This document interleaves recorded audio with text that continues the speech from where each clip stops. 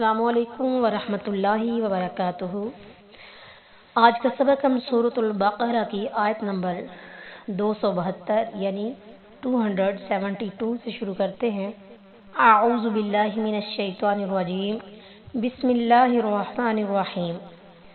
لیسا نہیں علیکا آپ پر، ہداہم ان کی ہدایت، ولیکن اللہ اور لیکن اللہ تعالی، یہدی ہدایت دیتا ہے، من یشاء جسے چاہتا ہے، وما تنفقوا اور جو تم خرچ کرو گے، من خیر مال سے، فلانفسکم تو اپنے واسطے، وما تنفقون اور نہ تم خرچ کرو، الا مگر، ابتغاء حاصل کرنا، وجہ اللہ اللہ کی رضا، وما اور جو تنفقوا تم خرچ کرو گے، من خیر مال سے، یوفا پورا ملے گا، الیکم تمہیں، وانتم اور تم، لا تظلمون نہ زیادتی کی جائے گی تم پر۔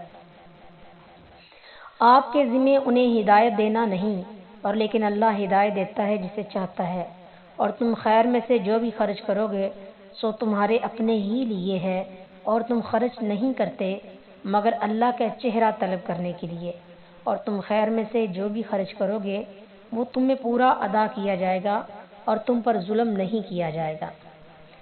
لیسا علیکا ہداہم، اس آیت سے پہلے اور بعد میں صدقے کے مسائل و فضائل بیان ہو رہے ہیں۔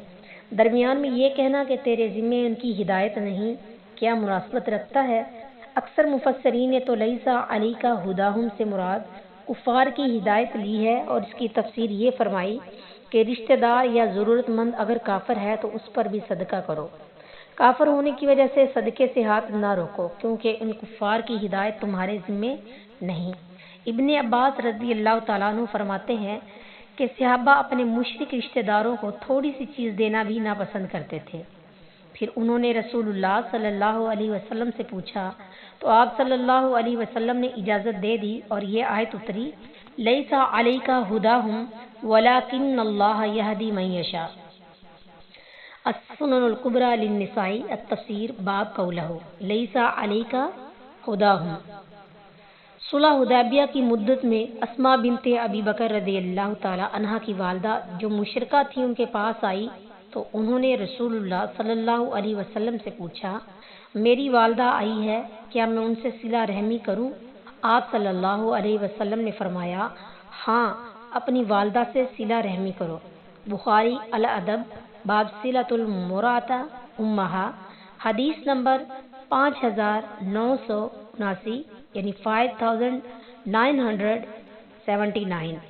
اسلام کی رحمت عام کو دیکھیے کہ مشرک پر خرچ کرنا بھی باعث ثواب ہے، بشرطے کہ وہ حالت جنگ میں نہ ہو، بلکہ کسی جانور پر خرچ کرنا بھی باعث ثواب ہے، جیسا کہ پیاسے کتے کو پانی پلانے والے شخص کی اس عمل کی وجہ سے بخشش ہو گئی۔ صحابہ نے پوچھا، کیا جانوروں کے بارے میں بھی ہمیں اجر ملتا ہے؟ فرمایا، جو بھی تر جگر والا جاندار ہے اس میں اجر ہے۔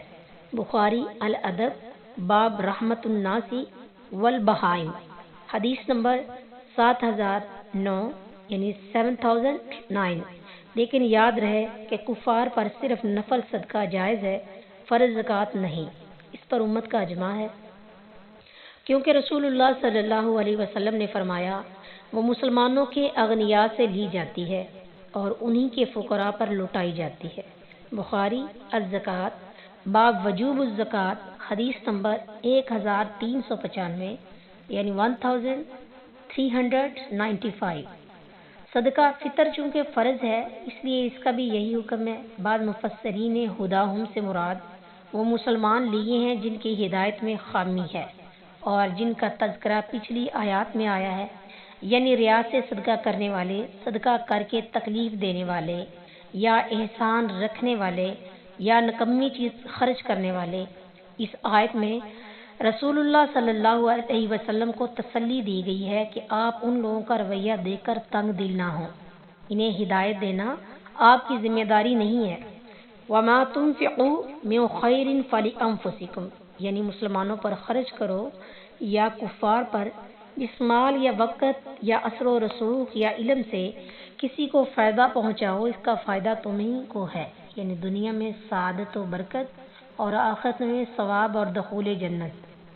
وما تنفقون الا ابتغاء وجہ اللہ، عام طور پر اس کا ترجمہ اللہ تعالیٰ کی رضا کیا جاتا ہے، مگر جو لطف اللہ کا چہرہ طلب کرنے کے لیے ہے وہ دوسرے لفظ میں کبھی نہیں ہو سکتا، کیونکہ وجہ ہی کا اصل معنی چہرہ ہے اور حقیقی معنی مراد لینے میں کوئی خرابی بھی نہیں ہے، کیونکہ مومن کی سب سے بڑی طلب اور تمنا اللہ تعالیٰ کے چہرے کا دیدار ہے۔